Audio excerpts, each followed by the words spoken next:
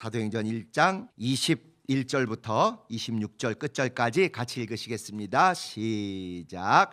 이러함으로 요한의 침례로부터 우리 가운데서 올리워 가신 날까지 주 예수께서 우리 가운데 출입하실 때 항상 우리와 함께 다니던 사람 중에 하나를 세워 우리로 더불어 예수의 부활하심을 증거할 사람이 되게 하여야 하리라 하거늘 저희가 두 사람을 청하니 하나는 바사바라고도 하고 별명은 유스도라고 하는 요셉이요 하나는 마띠아라.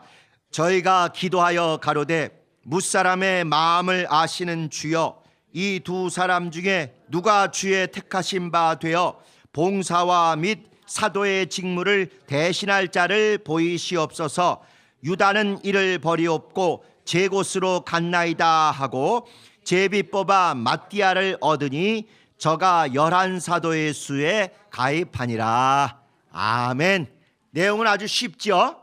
간단하고 쉽습니다. 가룟 유다가 자살하고 창자가 터져서 죽고 난 다음에 성경 말씀을 봤더니 새로운 사람이 뽑혀서 그 결혼이 난데 보충이 되고 그래서 12제자를 다 채우게 될 것이다.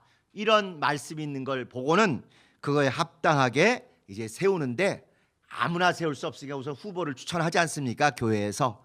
그런데 우리 처음 예수 쫓아다닐 때부터 그 사역에 같이 해서 믿음이 이미 보증이 됐고 체험도 있고 이런 사람들 중에서 우리가 후보자를 뽑자 해서 두 사람을 뽑고 그 다음에 그들이 야 뽑았으니까 둘이 가위바위보해서 해 이게 아니고 합심해서 충만하게 하나님 뜻에 합당한 사람이 되게 해주십시오 하고는 제비를 뽑았더니 그 중에 마띠아라는 사람이 돼서 사도 12명이 다시 한번 채워졌다. 이제 그런 이야기입니다.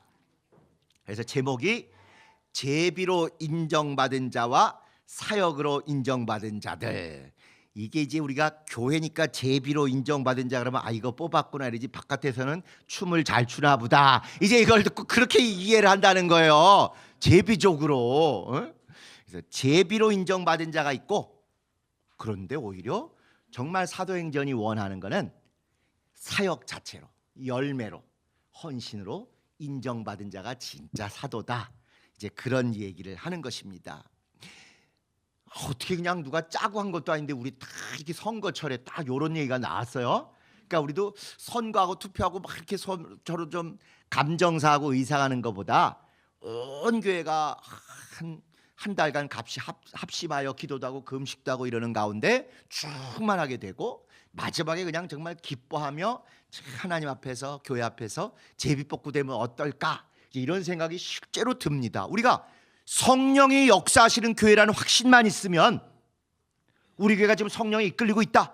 성령께서 우리 확실히 우리 교회를 주도하고 몰아가고 뜨겁게 인도하신다만 다 인정하면 그렇게 하는 게 합당하죠. 또 그러려면 알아서 해가 아니라 모두가 내 문제로 알고 같이 평일 오후에도 저녁에도 와서 같이 기도하고 하나님 우리 교회를 하나님의 교회 하나님이 주인 되신 교회 예수님이 머리 된 교회로 끌어가 주세요 막 기도하고 이렇게 되면 진짜 우리가 겁날 것이 없는 그런 사도행전적인 교회가 될 것입니다. 근데 이제 앞에 이런 조건은 안 하고 그냥 선거하고 이거 귀찮으니까 이것만 합시다 이러면 이게 더 오히려 분란의 소지가 될 수 있는 거죠. 자, 그래서 이제 우선 내용이 어렵지 않으니까 제비에 대해서 먼저 말씀드려요. 제비족 말고 이렇게 추첨하는 제비. 이게 잠언서에 제비에 대해서 아주 딱 정의 내린 게 있어요. 잠언서 17장 33절에 보면 이런 말씀이 있습니다. 사람이 제비는 뽑으나 이를 작정하기는 여호와께 있느니라. 뽑는 행동은 사람이 하지만 누구에게 이게 딱 당첨될지 이를 작정하시고 결정하시는 이는 하나님께 있다. 그러니까 충만하게 기도하고 정말 온 교회가 승복하기로 작정하고 이거 하면 100% 하나님 뜻대로 결과가 나올 수 있다 이것입니다. 사람이 제비는 뽑으나 이를 작정하기는 여호와 하나님께 있느니라. 또 잠언서 18장 18절에 보면 제비 뽑는 것은 다툼을 그치게 하며 강한 자 사이에 해결케 하느니라. 막 우리나라에서 선거 한번 벌어지면 얼마나 왼수되는 줄 알지요? 이게 이쪽 당과 이쪽 당이 싸우는 것보다 그 당에서 후보 뽑을 때 더 살벌하고 더 막 그 온갖 것이 폭로되고 이런 얘기 다 들어서 아실 것입니다. 서로 강한 자들끼리 양보가 없어요. 죽자 살자, 죽기 살기로 싸워요. 자기네 같은 배 타고 가는데 그 배에다가 구멍을 뚫는 한이 있어도 선거에 이기려고 막 온갖 일을 다 합니다. 그래서 강한 자세의 다툼이 그치질 않아요, 선거를 하면. 그런데 제비 뽑는 것은 다툼을 그치게 한다. 우리가 노력하거나 우리가 꼼수 부리거나 우리가 막 선거운동하고 사람들 국밥으로 유혹하거나 한번 누구 욕하고 이간하고 이런 거 없이 기도 충만히 하고 이러면 다툼을 그치게 한다. 그리고 강한 자 사이에 해결이 나오게 한다. 성경은 이걸 아주 일관되게 얘기하고 있습니다. 그러면 왜 사도들은 이런 일이 가능하냐? 이미 구약 내내, 구약의 첫 부분부터 마지막 부분까지 아주 중요한 제비에 대한 얘기가 쫙 깔려 있어서 그래요. 대제사장이 하나님께 나아가 제사도 드리고 교인들의 죄와 허물과 약한 것도 아뢰서 용서도 받고 또 교인들에게 이렇게 병도 고침받도록 기도도 해주고 온갖 거 하는 거 다 아실 것입니다. 그리고 또 하나 하는 게 재판을 하는 거예요. 대제사장들이 하는 일이. 그래서 여러분 기억하실 것입니다. 여기 이렇게 판결 흉패라고 이렇게 있고 이 안에 우림과 둠밈이라는 걸 넣어놨어요. 우림과 둠밈 뭐 이런 거 들어보신 기억이 있으실 거예요. 그게 이 판결 흉패라는 우리나라 조선시대 때 문무 백관이 이렇게 왕궁 갈 때 여기 뭐 이렇게 있지 않습니까? 학그림 있는 거. 그거 마냥 여기에 판결 흉패했고 12지파를 상징하는 보석을 이렇게 쭉 3개씩 4줄로 답니다. 그리고 요 안쪽에 이렇게 손이 들어갈 만한데 여기에 우림과 둠밈이라는 게 있는데 사실 우림과 둠밈은 들어보셨지만 눈으로 보진 않으셨죠? 집에 혹시 안 갖고 계세요? 우림과 둠밈? 안 갖고 계시겠죠? 근데 이제 학자들도 사실 우림과 둠밈이 무엇인지는 정확히 딱 100% 이거다 확신할 수는 없지만 대체로 이렇게 생각합니다. 그 언어 그 용어가 우림이란 얘기는 빛들, 광선들, 밝은 빛들이란 뜻이에요. 복수예요. 빛들. 그다음에 둠밈이란 얘기는 온전하다, 완전하다 이런 히브리어입니다. 그러니까 그걸 보건대 우림과 둠밈은 흰 돌하고 까만 돌이겠다. 이들이 학자들은 그렇게 대체로 동의를 해요. 아까 인데는 우림이라는 게 빛들이란 뜻이니까 하얀색인 거예요. 하얀 돌. 완전한 빛에. 둠밈은 사실은 깜깜하고 투밈이라 그래가지고 이렇게 뭔가 갖춰지고 이런 것입니다. 그래서 그 용어로 짐작할 때 우림과 둠밈은 흰 돌과 검은 돌이다. 그래서 흰 돌이 우림, 검은 돌이 둠밈. 그게 이 안에 들어가가지고 그 중에 하나를 뽑는 것을 이야기합니다. 그러면 도대체 그걸 어떻게 뽑고 언제 뽑느냐? 첫 번째는 말할 것도 없이 죄인이 와서 큰 불경스러운 죄를 짓고 이랬을 때 하나님께 기도하고 대제사장이 여기서 쪼물딱 하다가 하나를 쫙 뽑아요. 까만 돌이 나왔어요. 어떨 것 같으세요? 나쁜 놈, 유죄. 흰 돌이 나오면 무죄, 봐주기. 이렇게 판결을 했던 거예요. 왜냐하면 진짜 하나님만 아시는 거고 인간이 그 사람 속을 꿰뚫어 볼 수 없잖아요. CCTV가 있었겠어요? 없었겠어요? 없었잖아요. 그러니까 오직 하나님께 대제사장이 기도하고 두 돌 중에서 잘 이 안에서 섞은 다음에 꼼짝꼼짝 하니까 하나 딱 꺼내서 흰 돌이면 유죄, 검은 돌이면 흰 돌이면 무죄, 검은 돌이면 시꺼머니까 유죄 이렇게 했던 것입니다. 그런 경우가 한 번 있고 또 다른 경우 언제 우림과 둠밈을 또 사용하냐면 이 어떤 직분자를 세우려고 그러는데 둘이 뭐 IQ도 똑같아, 키도 똑같아, 재산도 똑같아, 분별이 안 돼. 이 사람은 이런 주특기가 있고 이런 주특기가 있는데 누가 더 이 일에 어울릴지를 잘 모를 때가 있어요. 그럴 때 역시 또 꼼지락꼼지락해서 오른쪽 사람을 해서는 오른손으로, 왼쪽 사람을 해서 왼손으로 쫙 꺼냈어요. 이쪽은 흰돌, 이쪽은 검정돌. 누가 당선? 그렇죠. 다 우리 마음이 똑같아요. 그 마음이 우리 마음이, 우리 마음이 그 마음입니다. 흰돌, 빛이라고 하는 거예요. 빛들이라는 요 우림이 나온 쪽 사람이 당선이 되고, 둠밈이 나온 쪽의 사람은 이 기회는 없어지는. 그렇다고 해서 이들이 하나는 훌륭한 사람, 하나는 안 훌륭한 사람이거나, 하나는 복받은 사람, 하나는 저주받은 사람, 이게 전혀 아닌 거예요. 이 경우에는 요 경우에 제일 합당하게 하나님 보실 때 이 사람이 하는 게 낫겠다 싶은 걸 하나님이 정하시는 거죠. 때로는 우리가 교회에 직분자를 세워보실 때도 잘 아시지만 그 일을 제일 잘하는 사람을 세우는 것만이 옳은 게 아닐 때가 있잖아요. 오히려 진짜 방금 이제 예를 들면 안수 집사 안수를 받으셨는데 참 순전하고 저분은 뭔가 한번 시키면 진짜 열심히 할 것 같다 그러면 경험도 많고 더 잘하는 다른 고참 안수자님이 계시더라도 오늘은 김 집사님이 좀 이 올해는 한번 해보십시오 하면 진짜 열심을 다하고 일 자체도 다르지만 그분의 신앙이 얼마나 쑥쑥쑥쑥 잘하겠습니까? 그럴 때 하나님이 능력 있고 경험 많은 사람은 일단 좀 제치시고 얼마든지 이렇게 새롭게 아주 순전하게 마음을 열고 있는 분이 그 직분을 감당하게 하실 수 있다는 거예요. 절대로 직분을 정하는데 누가 되고 누가 안 됐다 해서 누군 훌륭하고 누군 안 훌륭하거나 누군 복 받았고 누군 복 안 받았다 이렇게 생각하는 걸 하나님의 뜻을 전혀 이해하지 못하는 것이죠.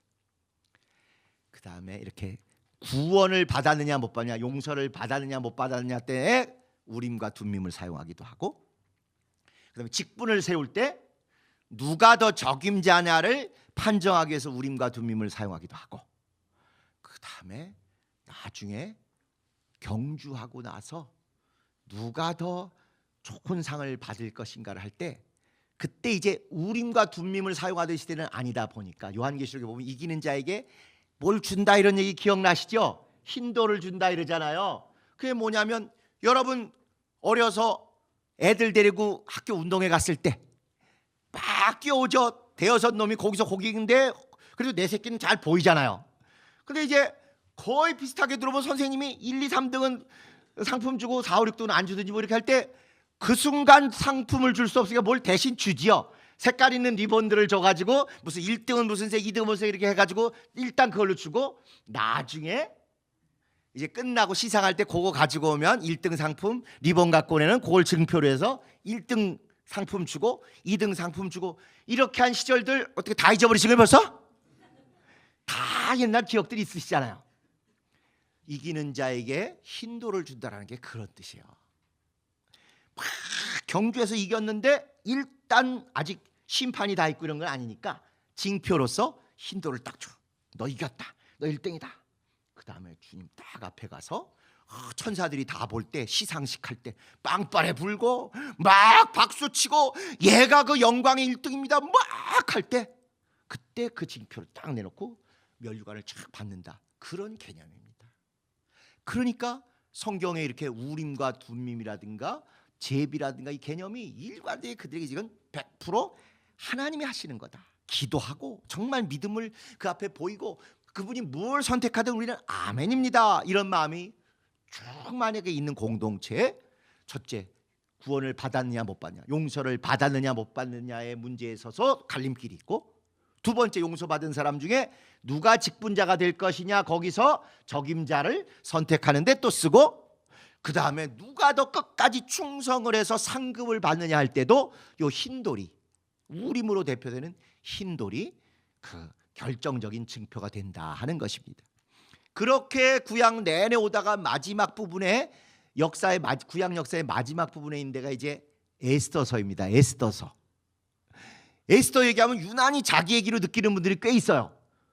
젊은 분들이 영어 이름이나 신앙 이름 뭐냐 그러면 에스더로 지은 애들이 이렇게 많아요.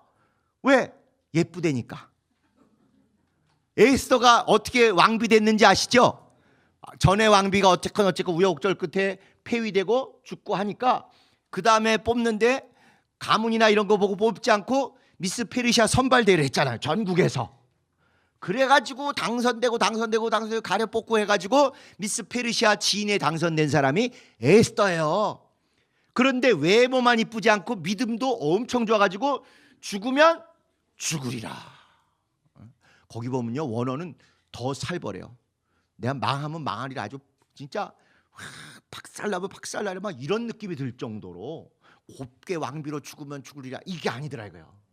그야말로 정말 참혹하게 망가지고 무너져도 끝까지 아니라, 이러니 외모도 좋아, 믿음도 좋아, 왕비니까 또 명품도 많아. 그래서 그런지 그냥 젊은 여자분들 중에 제일 많은 영어 이름 또는 신앙 이름 보면 전부 에스더예요, 에스더. 이렇게 보고 조금 속으로 비실비실 웃긴 하는데, 어쨌건 제 인척 중에도 에스더가 있거든요. 아무리 봐도 아닌데 그래도 어쨌건 에스더래. 그 에스더서에 무슨 얘기가 나오냐면요, 부르를 던졌다 이런 얘기가 나와요. 부르. 그게 이스라엘의 제비는 우림과 둠밈이었지만 페르시아의 제비는 그들의 용어로 부르라고 합니다. 부르. 푸르라고 이제 원어는 그렇게 돼 있는데, 부르라 그래가지고 그걸 이렇게 던지는 게 주사위 우리 던지듯이. 그래가지고 거기는 언제 유대인들을 학살할까 날봤는데 그걸 던지는 거예요. 그래서 아마 숫자를 써놓고 이렇게 했던지, 그렇게 제비를 던져서 날을 받고, 이 제비 던져서 나온 결과는 신이 하셨다. 그들은 그렇게 믿는 거죠. 그런데 하나님이 그걸 나중에 뒤엎으셔서 역전해가지고 오히려 이스라엘을 학살하려고 했던 그 사람, 페르시아 사람들, 이스라엘 사람들이 보복하게 이렇게 하셨습니다. 그래서 그걸 기념해가지고 부르를 던져서 얻은 날들, 이런 뜻으로 부림절, 이런 절기가 이스라엘에 생겼습니다. 원래 모세오경에는 그런 절기가 없었는데 이렇게 이스라엘 민족 전체가 멸망하고 몰살당할 뻔하다가 하나님의 구원을 얻었는데, 그게 이방 사람들이 부르, 제비 던져서 주사위 던져서 얻은 날을 하나님이 역전하셔서 살려주신 날이다 해가지고 지금도 이스라엘 사람들은 모세오경에 나오는 그 명절뿐만 아니라 이 부림절을 아주 소중히 지키고, 이거야말로 구원을 아주 단적으로 보여준 날이니까. 출애굽할 때, 유월절 때 애굽에서 자기들만 살아나온 구원 못지않게 이거 눈앞에서 온 민족이 다 학살당할 뻔했는데 그걸 하나님이 역전해 주신 것입니다. 그래서 이렇게 그들은 성경 내내 구약의 첫 책인 이 모세오경부터 시작해서 구약 역사의 마지막 책인 에스더서까지 이렇게 우림과 둠밈, 부르, 이런 제비 뽑기는 하나님의 것이다를 너무너무 잘 체험하고 알고 있었기 때문에 딱 예수님 가시고 새로운 제자를 뽑을 때 이렇게 제비 뽑는 얘기가 나오게 된 것입니다. 자, 내용 간단하니까 한번 쭉 보실까요? 기록된 대로 새로이 직분을 취할 자를 세우자. 무엇을 하더라도 일단 하나님 성경에 뭐라고 돼 있느냐 본다는 거예요. 그리고는 거기에 새로이 직분을 취할 자를 세워야 된다 돼 있으니까 그럼 그렇게 하자. 우리 교회가 앞으로 뭘 하더라도 성경은 뭐 어떻게 돼 있나를 항상 먼저 고민해야 합니다. 옛날에 이렇게 했어, 이제 그런 걸로는 안 돼요. 아, 우리 교구는 원래 이렇게 했어, 아, 원감 시대는 뭐 이렇게 했어, 이거 갖고 안 됩니다. 성경이 뭐라고 했느냐. 여러분 마태복음 1장에 보시면요, 여러분 그 예수 탄생했다 그러니까 헤롯이 예수 죽이려고 동방박사 불러서 속이고 막 이렇게 음모 꾸민 얘기 기억하시죠? 심지어 예수를 죽이려고 한 그놈들조차도 성경에 뭐라고 돼 있나 좀 알아보자 이렇게 했다는 거예요. 아니, 죄악을 범하려는 놈들조차도 성경이 뭐라고 되냐를 확인하고 일을 하는데 성경 다 함께 하려고 그러고 주님 뜻대로 말씀에 순종하려는 우리가 앞으로 무슨 공적인 일을 하건 전교회적인 일을 하건 또 부분적인 일을 하건 반드시 성경에 기록된 대로 확인하고 가능하면 그것이 오늘 현대에 어긋나지 않게 잘 할 수 있도록 그런 마음가짐을 근본적으로 우리가 꼭 가졌으면 좋겠습니다. 그 다음에 2번, 거기에 딱 나온 걸 보고 기준을 뭐라고 잡았냐면 명문대학 나온 사람, 외모가 끝내주는 사람, 헌금을 좀 많이 할 만큼 주머니가 두둑한 사람, 그 다음에 누구하고 친한 사람, 이런 사람 뽑지요? 전혀 아니잖아요. 다 기준을 얘기하기를 처음부터 복음과 이런 원리를 아는 자, 그리고 처음부터 주님의 사역에 함께한 자. 주님이 출입할 때부터 처음 제자 뽑고 막 말씀 전하고 오병이어 행하시고 귀신 쫓고 이런 거 할 때 함께했던 자 중에서 뽑자, 이것입니다. 그러니까 신앙을 검증을 하자는 거예요. 학벌, 외모, 돈 많다고 직분, 저 사람 돈 좀 많이 내게 직분 세우자, 이런 일 과거에 우리 있었다 없었다? 아주 많았다. 돈 있는 사람 무슨 봉 보듯 그렇게 했던 부끄러운 역사가 우리에게 있었잖아요. 근데 이제는 진짜 사도행전적인 교회답게 그 사역에 함께하고 은혜를 나눴는데 그거를 공동체가 다 봤다는 거야. 안다는 거야. 그 사람 나도 겪어봤어. 그 사람 우리 부서에서도 일해봤는데 진국이야. 그 사람 화려하진 않지만 절대 요동하지 않고 자기 맡은 일은 힘들어도 끝까지 버텨주는 분이야. 이런 공동체의 검증이 꼭 필요하다는 거예요. 세상에서 지위가 뭐고 돈이 얼마고 뭐가 뛰어나고 그건 중요한 게 아닙니다. 그건 하나님이 그런 사람 필요하시면 바깥에서 뒤집어 가지고 예수 믿게 한 다음에 데려다가 얼마든지 쓰실 수 있어요. 적어도 교회에서 직분자를 세울 때는 공동체에 같이 사역하고 경험했던 분들이 볼 때 저분은 신뢰할 만하다, 이런 분이 계속 돼야 된다고 확신을 합니다. 자, 그 다음에 세 번째, 무리가 추천을 한 명만 해요, 복수를 해요? 복수를 하는 거예요. 여기 경우에는 두 명을 추천하고 그 중에 한 명을 세우자. 그러니까 이제 우리도 교기업 대표를 세울 때도 복수 추천하는데 도저히 너무 힘들고 이렇게 해서 안 하겠다 그러면 그래 혼자니까 너 혼자 해라, 안 하고 어떻게 해요? 가부에 대해서 결선 투표를 한다는 게, 마치 우림과 둠밈을 해서 흰 돌이 나올지 검은 돌이 나올지 하는 것처럼 그냥 한 명이 나오게 되면 불가피하더라도 꼭 결선 투표를 하게 하고, 또 목회자 같은 경우에는 사실은 내가 교구에서 겪어본 목회자 외에는 전혀 모르시잖아요. 그러니까 교인들의 선택의 폭이 너무 무의미하게 흩어지지 않도록 검증을 1차, 2차 해서 그래도 교인들이 먼저 선정을 하는 게 좋겠다 해가지고 1차로 그 자격이 되는, 형식적인 자격이 되는 교역자들을 전부 자문위원들한테 명단을 제공하고, 자문위원들이 그래도 교회 경험이나 또 교구에서 목사님들 겪어본 경험이 많으니까 그분들의 복수 투표를 통해서 5분을 선정하고, 그 다음에 이제 그 5분 중에 그래도 또 제일 그들을 잘하는 게 동료 목회자들 아니겠습니까? 동료 목회자들이 볼 때 이분보단 이분이 좀 적임자겠다 해서 또 3명 정도로 추려서 드리면 성도님들이 직접 겪은 것도 반영돼 있고, 또 동역자들이 같이 겪어보면서 평가한 것도 반영된 가운데 결국 마지막에 온 교인들이 합당하다 여기는 자를 눈을 잘 감고 찍는 게 중요해요, 기도하고 찍는 게 중요해요? 기도를 하고 찍는 게 중요하다 하는 것입니다. 그래서 막 수십 명 놓고 하면 진짜 아무것도 안 될 터인데 이렇게 2차에 걸쳐서 검증이 되고 공동체가 확실히 어느 정도 확보한 것을 드리고 제비를 뽑듯 투표를 한다. 만약에 여기서 우리가 투표를 해도 역시 또 좀 기분 상하고 누가 누구 표하고 아무리 안 하려고 해도 선거운동을 한다 안 한다?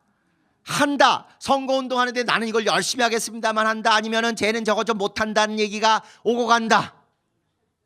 이게 우리가 하늘이 아니고 땅이고 완전히 성령 충만이 아니라 약간 성령 충만이다 보니 그런 얘기가 오고 가면 기분이 다들 좀 찜찜하고 나중에 후유증이 조금씩 있잖아요. 그래서 만약에 우리가 좀 안정되고 이러면 여기까지 과정을 거친 다음에 진짜 온 교인들이 하나님의 일꾼을 세운다는 마음으로 같이 기도하고 같이 정말 축복하는 가운데 마지막에는 누가 돼도 다 괜찮으니까 마지막에는 진짜 우리가 미처 모르는 가장 적임자를 하나님께서 선정하시도록, 제비는 사람이 뽑으나 이를 정하시는 이는 누구라고요? 하나님이시라고 했으니 그렇게 하면 어떨까 싶은 생각이 이 성경을 읽으면서 자꾸 드는 게 사실입니다. 안타깝게도요, 교기업 대표에 출마했던 분들이 다 지금 교회에 안 계시잖아요.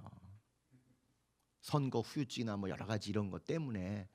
그게 우리 잘못이 설령 없다 할지라도 이건 좀 아쉬움이 많이 있으니까 이런 고민도 한번 해보는 게 어떨까 하는 생각을 하게 됩니다. 자, 그 다음에 이제는 제일 중요한 건 우리가 함께 기도하며 하나님이 선택하시도록 하나님의 선택으로 세우자. 그리고는 제비를 뽑는다. 그래서 선택된 마띠아가 사도의 수 12사도 중에 이 가룟 유다가 자살해서 누락되는 바람에 11명이 됐는데 마띠아가 다시 뽑혀서 사도의 수에 가입하니라 하고 오늘 읽은 사도행전 1장이 마무리가 됩니다. 성령 오시기 이전에는 예수님께서 12사도 미리 뽑으셨어요. 그런데 성령 오순절 강림 이후에는 성령 받고 그 다음에 출발한 거죠. 또 성령 오기 전에 예수님은 사도들만 뽑으셨지만 성령 오시고 나니까 12사도 숫자도 채웠을 뿐만 아니라 거의 똑같은 방식으로 7집사로 대표되는 성도들이 충만하게 선발이 됐다는 게 이게 더 강력하고 중요한 것입니다. 지난 시간에 구비와 구별에 대해서 말씀드렸잖아요. 온 백성 중에 70명 온 백성에게 다 설교도 하시고 은혜도 끼치셨지만 70명 구별하셨잖아요. 구비된 백성 중에 70명 구별하시고 70명 또 쭉 이렇게 펼쳐서 일꾼으로 쓰신 다음에 그 구비된 70명 중에 12명을 구별하시고 또 그 12명 골고루 쓰시는 가운데 또 3명만 또 구별하시고 이렇게 예선 본선 겪는 것 같지만 이제 진짜 사도행전 성령 충만하게 모든 사람이 성령을 모시고 성령의 전이 되고 성령께 가까이 이끌리는 온전한 성도들이 되시고 나니까 그 다음에는 사도는 사도대로 빠진 거 하나 끼지만 그에 못지않게 7집사를 세워서 진짜 교회가 잘 그들을 통해서 운영되도록 그렇게 했다는 걸 우리가 꼭 기억하실 필요가 있습니다. 그래서 12지파가 12사도로 이렇게 갔지 않습니까? 그런데 잘 보시면 항상 마지막 하나씩 이렇게 빠지는 일들이 계속 있는 게 성경의 원리입니다. 여러분 요한계시록 가면 무슨 7인, 7촛대, 7대접 이런 얘기 혹시 들어보실 거예요. 근데 그게 7개 끝나고 또 7개 하고 7개 하고 이렇게 안 돼 있고 꼭 6개까지 한 다음에 7개가 결국은 그 다음 거 일곱 번째가 그 다음 단계 7개가 얘를 채우는 식으로 이렇게 된다 이거야. 하나님께서 천지를 창조하실 때 6날 창조하셨어요. 그리고 하루는 별도로 구별하셔서 안식일로 하시고 거기 거하셨잖아요. 6날이 더 무게가 클까요? 안식일이 더 클까요? 볼 것도 없이 안식일이 더 큰 겁니다. 그리고 거기로부터 또 새로운 일을 시작하시고 꼭 이런 식으로 해요. 7이 아니라 6 더하기 1이에요. 그래서 요한계시록에 7인 도장 7인 치는 거 할 때에도 7개 그냥 나란히 있는 게 아니라 6개 하고 나서 7번째 인을 칠 때는 다시 그것이 이렇게 7촛대로 또 바뀌어요. 그러면 7개가 또 다 되느냐? 이것도 촛대도 6개 한 다음에 또 역시 7번째 촛불이 어떻게 되나 이렇게 볼 때 또 다시 이게 쫙 늘어나가지고 7대접으로 나옵니다. 그래서 성경에 오묘하신 하나님의 법칙을 쓰고 항상 마지막 하나를 빼서 그 다음 걸로 이렇게 연결하는 일을 꼭 하셔요. 그러니까 12지파에서 얼핏 볼 때 12사도에서 12 하나가 빠져서 11사도 되는데 하나가 더 했다 이렇게 보이지만 실제로는 항상 그런 식으로 11 더하기 1 이런 식으로 하시. 그래서 11제자에다가 가룟 유다가 하나 있는 줄 알았는데 가룟 유다가 하나 딱 빠지고 마띠아가 또 들어가는 줄 알았더니 마띠아가 아니고 실제로 사역으로 누가 그 일을 감당했겠어요? 바울이 감당했고 그럼 바울 혼자로 다냐? 아니고 바울을 빼고 요 나머지 12번째 제자는 누구냐? 몸된 교회가 그 일을 하는 것입니다. 우리는 자꾸 사람이 보이잖아요. 개인이. 근데 하나님 아까 말씀하신 대로 6날 창조하시고 나서 7째 날 똑같은 날이 아니라 전혀 다른 안식이라는 영원한 안식을 예표하신 것처럼 또 계시록의 촛대도 그렇게 하시는 것처럼 여기도 11제자에다가 가룟 유다 빼고 11명, 마띠아를 넣어서 12 같지만 또 마띠아 빠지고 실질적으로는 이렇게 사도 바울이 하더니 사도 바울도 잠깐 하고 말고 결국 이 일을 끝까지 하는 진짜 12번째 제자는 누구냐? 몸된 교회가 12번째 제자로서 그 사역을 감당한다 하는 것입니다. 그래서 오늘 제목에 나온 대로 제비로 인정받은 자와 사역으로 인정받은 자들인데, 제비로 인정받은 12번째가 마띠아라는 게 표면상 드러난 일이지만 실제로 사역으로 인정받은 자는 마띠아는 그 다음에 안 나와요. 마띠아가 아니라 사도 바울 같고, 그런데 사도 바울 개인은 잠깐이고 충만한 성도들이 계속 이 일을 감당하는 몸된 교회가 2000년간 이렇게 사역으로 인정받은 자가 되었다. 이제 이 얘기입니다. 그러니까 우리가 여기 포함돼야 안 돼요? 되는 거예요. 이 제비 뽑을 때 마띠아가 된 게 아니라 실질적으로 영적으로는 우리가 구원받고 교회를 이루는 우리가 이 12번째 영광스러운 제자로 이미 그때부터 계속 됐던 것입니다. 그래서 12사도가 제비로는 마띠아로, 사역으로는 바울로, 그러니까 결국 이런 제비 이런 것만 형식적으로 보게 되면 신분이나 직분명 그것만 신경 쓰지, 그러나 정작 하나님이 그것을 하시는 목적은 헌신이나 열매로 사도바 같은 그런 사람이 되기를 원하시는 거죠. 7 집사도 이치가 비슷합니다. 누가 빠지고 들어가고 이게 아니지만 먼저 유명한 7 집사는 스데반이잖아요. 스데반 근데 사역 오래 했어요? 화끈했죠. 화끈하게 갔어요. 그러나 빌립 집사는 덜 화끈하지만 꾸준히 중요한 일을 다 이렇게 해서 뒷감당 뒷마무리를 하잖아요. 교회는 이런 두 유형의 제자 사역자들이 항상 같이 있는 것입니다. 그러고 보면 주님이 세우신 12제자 중에 화끈하고 앞에서 제일 설치는 사람 하나 있죠. 비읍자로 시작하는 사람, 베드로. 열성파, 혈기파, 행동파, 머리보다 주먹이 빠른 사람, 발이 빠른 사람. 그러나 남들 다 순교하고 다 사고치고 다 화끈하게 죽었는데 끝까지 순교 못하고 죽지 못하고 남아서 뒷마무리 잘 감당하고 마지막 100살 넘어서 이렇게 주님께 간 제자 한 사람 있죠. 이응자 돌림, 요한은 여기 잔머리가 잘 돌아요. 신중해, 약간 침착해요. 그러니까 예수님 부활하셨다는 얘기를 딱 듣고 나니까 머리보다 발이 빠른 사람 누구요? 베드로가 먼저 막 뛰어 일어나려고 그러네. 근데 요한도 몸이 자꾸 그래서 이제 날렵해가지고 막 갔어요. 요한이 뒤지지 않고 갔어. 근데 요한은 무덤가 닦아가지고 야, 저 안에 들어갔다가 무슨 봉변을 당할지 몰라. 거기서 브레이크를 잡는 거예요. 무덤 앞에서 쫙 기다리고 있으니까 아니나 다를까 뒤에서 막 정신없이 쫓아오던 베드로 브레이크 잡아요 안 잡아요? 절대 안 잡아. 그런 사람은 그냥 들어가요. 그러고 나서 베드로가 무사한가 이렇게 봤는데 죽었어요? 살았어요? 살았어. 확인하고 난 다음에 요한이 들어가는 거야. 혈기파, 행동파, 열정파가 있고 침착하고 꼼꼼하고 차분하게 잘 정리하고 관리하는 이런 용이 꼭 있는 겁니다. 그래서 이걸 전문용어로 찍새와 딱새라 그러잖아요. 그냥 가서 찍고 사고치고 돌파하고 하는 베드로 같은 찍새도 필요하고, 그래서 데리고 오면 시험 들지 않게 잘 달래고 얼르고 말씀도 가르치고 밥도 해먹여가면서 닦고 조이고 기름쳐서 예수 제대로 믿게 하는 또 그런 은사가 있는 부분이 목장마다 또 한 분씩 계시잖아요.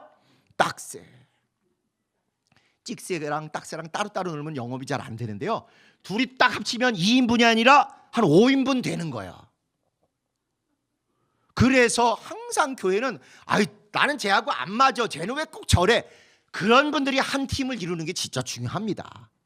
찍새만 있어서는 안 되고, 딱새도 누가 뭐 찍어와야 닦죠. 아무리 자기가 잘하고 근데 숫기가 없어, 영업을 못해, 못 잡아와, 이러면 닦을 것도 없어요. 그런데 하여튼 사고도 치고 허풍도 치고 좀 이래도 어쨌건 우리 교회 가보자고 말이야, 하나님 살아계신다고 이러고 꼭 물어오는 사람이 있더라니까. 그분 보고 새신자 교육 좀 하라 그러면 해요 안 해요? 절대 못해. 그분은 그냥 데리고 오고 그냥 나 따라와 그러고 먹이고 뭐 이런 건 잘하셔.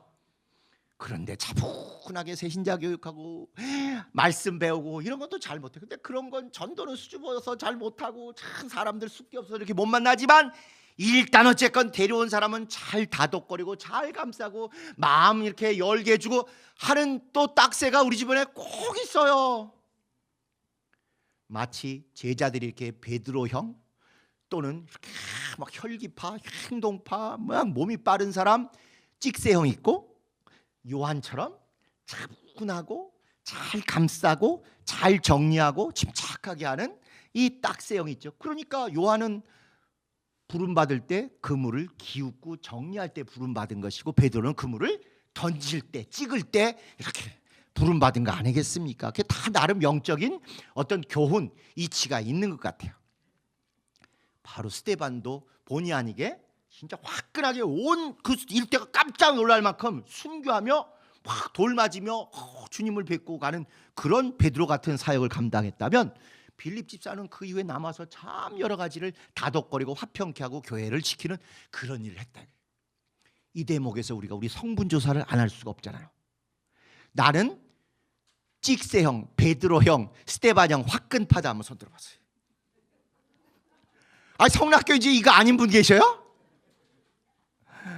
나는 역시 요한처럼 차분하고 침착하고 잘 닦고 다소곳하게 정리 잘하는 이런 딱새파다. 아, 알겠어요. 나는 양수 겸장 올라운드 플레이어다. 교만하신 분들 왜 얘기하세요? 어쨌건 교회는 전체적으로 이런 분들이 잘 어우러져야 되고 또 내 안에서도 내가 요쪽이 좀 잘 되면 부족한 요쪽을 위해서 노력을 좀 할 필요가 있고 내가 노력해서 못 채워지는 건 또 그렇게 잘 그런 쪽이 되시는 분하고 꼭 가까이 지내고 서로가 서로를 지켜주고 세워주고 도와주고 한 팀으로 꼭 열매 맺는 그런 사역에 성공하시기를 진심으로 바랍니다. 자, 그래서 저장 인간적인 혈통이나 연줄이 아니라 믿음 안에서 성령과 기도로 직분자를 세운다. 아멘이시죠? 특정인의 하명, 지명이 아니라 공동체 안에서 자질과 검증으로 세운다. 과거에 뭐 할 때 그러면 1호실에서 그냥 누구세요? 누구대? 이래가지고 진짜 아니오시다 싶은 사람 수두룩하게 한 그 정말 가슴 아픈 사연들 다 기억하실 것입니다. 우리가 아직 그것을 완전히 벗어나 성경적으로 100% 다 했다 할 수는 없겠지만 그래도 과거보다 확실히 우리 안수집사님들을 호칭 안수집사님들 세울 때나 또 우리 권사님들 세울 때나 장로님들 장립할 때나 그래도 성경에 더 가까이 가려고 노력했던 지난 일들을 기억하실 것입니다. 이제 법적인 방해가 없고 이렇다면 더 우리가 온전하게 그렇게 해서 진짜 주님이 보실 때 잘하였도다, 초대교회답도다, 이런 칭찬을 꼭 우리가 받도록 하십시다. 자, 3번. 그런데 아무리 그렇게 기도하고 제비 뽑았어도 하나님이 선택으로 제비가 뽑혀서도 하나님의 선택으로 세운 자라도 결국은 열매로 인정받는다. 결국은 그 나 명찰 달았다, 어느 조직에 가입됐다, 어느 회에 회원됐다, 이게 아니라 정말 일하시는 거 성품 변화된 이런 모습으로 인정받아야 될 것입니다. 그래서 사실은 이렇게 해가지고 구약이 두 덩어리, 신약이 두 덩어리인데 구약은 옛날에 우리가 조금 좀 이단 시비에 휘몰린 게 구약에도 성경이 있었고 성서가 있었고 신약에도 성경이 있었고 성서가 있었고 이렇게 넘지 말아야 될 선을 잘못 넘는 바람에 이단을 못 벗은 거예요. 그것 때문에. 그러나 유대인들은 그 구별을 정말 잘 알아요. 오경과 나머지 예언서라고 하는 거예요. 시편이건 잠언이건 예언서건 역사서건 다 이걸 예언자들이 주도하는 사역이었기 때문에 오경 또는 율법과 예언 또는 선지자 이렇게 얘기했어요. 신약은 복음과 나머지 전부는 다 그냥 역사고 사역이고 증거고 이런 거거든요. 그렇게 네 덩어리 하는 거는 아무 문제가 없어요. 책으로 치면 율법과 예언, 그 다음에 복음과 증거, 그 책들의 내용들을 보면 사람으로 치면 모세와 나머지 모든 것들을 총정리한 에스라, 그리고 예수님과 나머지 모든 것들을 대부분을 정리한 바울. 이제 이렇게 신학적으로는 얘기합니다. 모세와 에스라, 예수님과 바울. 그렇지만 우리가 진짜 제대로 할 때는 모세와 에스라는 그대로 두더라도 예수님과 교회예요. 교회. 아까 12사도의 형식적으로는 마띠아가 들어갔지만 실질적인 사역은 바울이 한 것이요, 2000년을 크게 볼 때는 결국 교회, 몸된 교회, 우리들이 성령 받은, 성령 증거를 가진 우리들이 결국 후반전을 감당을 한 것입니다. 그래서 우리의 증거가 성경을 완성하고 성경 네 덩어리를 온전케 하는 가장 소중한 것이에요. 머리 대신 예수님이 복음을 하셨다면 몸된 교회는 증거를 한 거죠. 그렇기 때문에 사도행전을 담는 교회, 사도행전대로 하려고 하는 교회가 그토록 소중한 것입니다. 자, 이제 우리 교회는 그래서 개역행전은 무슨 일이 있더라도 일단 성경에 비추어 보고, 그 다음에 함께 모여서 기도하고, 그 다음에 제비나 완장이 아니라 열매로 입증하고, 그 다음에 어떤 결과가 나오든 비난하거나 트집 잡거나 시험 들지 않고 주님이 하셨다고 승복하는 것입니다.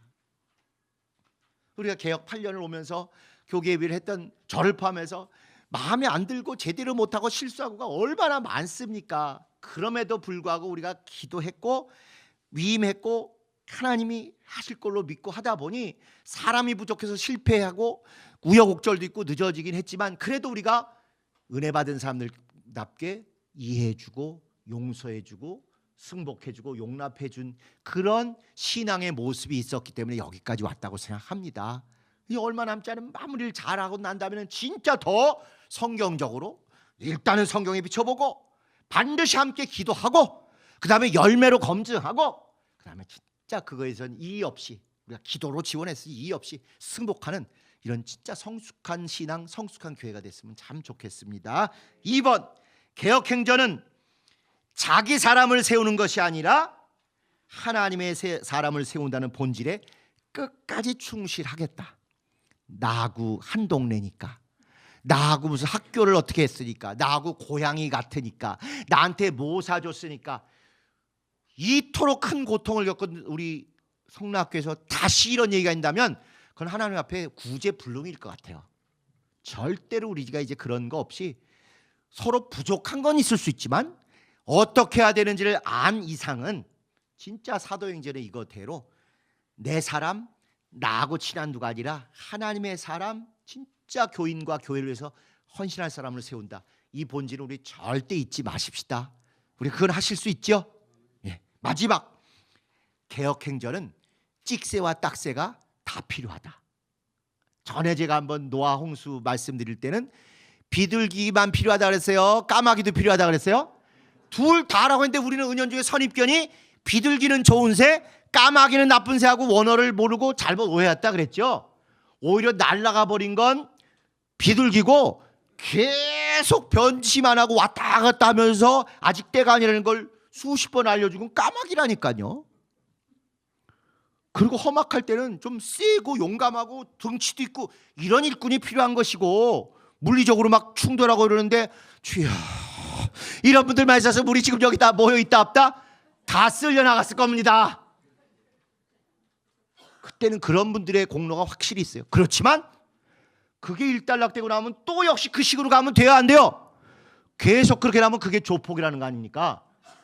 그때는 악한 자들 때문에 우리가 그렇게 물리적으로 방어하고 뚝심으로 이렇게 해야 되지만 그런 시절이 지나면 다시 또 우리가 정말 선하고 온유하고 부드럽고 겸손한 그런 또 성도다움이 또 한편으로 드러나야 돼서 이런 찍새와 딱새가 온전히 하나 된 교회, 까마귀도 비둘기도 다 필요한 교회, 정말 남종이나 여종이나 어떤 다양한 사람들도 다 교회 오면 자기 몫이 있어 기쁘고 정말 뿌듯하고 진짜 하나님하고 뭔가 하는 것 같은 그런 즐거움이 넘치는 교회, 이런 교회 만들어야 되지 않겠습니까? 그래서 개역행전은 다양한 사람들의 다양한 믿음과 다양한 관계와 다양한 자질과 다양한 특성을 그대로 존중하리라. 나같이 하는 사람만 1등이야가 아니라 나는 이런 분야, 당신은 이런 사역, 당신은 이런 직분, 당신은 이런 거, 그런 것들이 잘 어울려서 모자이크처럼 정말 아름다운 초대교회, 사도행전적인 교회를 만드는데 우리 끝까지 성공하는 여러분 되시기를 예수님의 이름으로 축복합니다. 우리 주님 가르치신 기도하시고 마치도록 하겠습니다.